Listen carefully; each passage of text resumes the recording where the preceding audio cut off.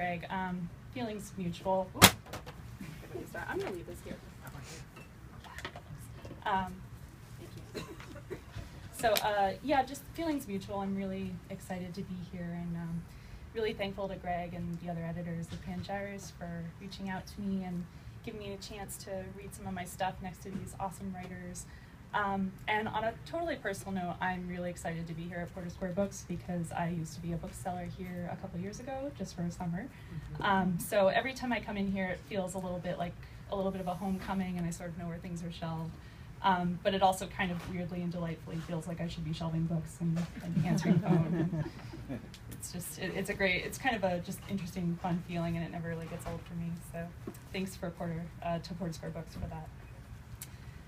So I've got a couple poems for you guys tonight. I've got three. And the first one I'm going to read is the poem that actually appeared in this beautiful volume. This poem, I hope by reading it I'm not tempting the weather gods too much, because I wrote this poem in the dregs of last year's blizzard.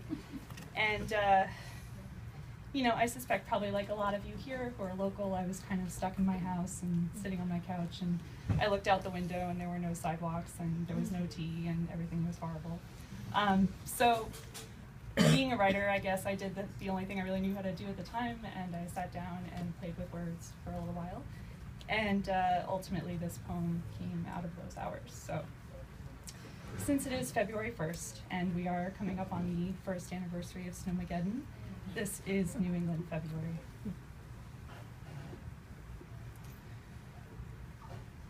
This is the month that tests the hidden frameworks of things, the studs within the walls of home and body, both of which you suspect are now becoming tenuous at best, having already seen you through the previous plagues of winter and never creaked louder.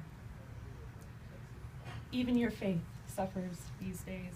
You hear another blizzard and find yourself braving the miniature frozen world inside the fridge again and again, ensuring that you have enough milk, even though you know you already checked it earlier this morning.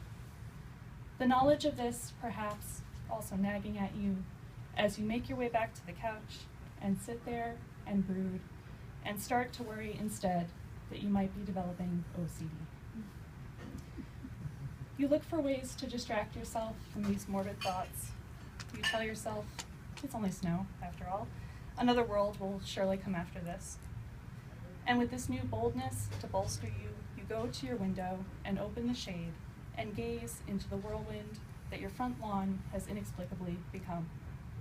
At the acts of creation and dissolution happening there, a new earth of frozen milk, it seems, overlaying the old. God, why, you ask the whirlwind. And when it hurls its white cloud of broken glass at you, just like you knew it would, you do the only thing you know how to do. The only thing anyone can do in a New England February, when the lintels of doorways all across the kingdom are threatening to fail beneath the weight of the dread angels passing. Its behemoth gray shadow blotting out sun and color. Its leviathan shoulder nudging at the icy crust of the world.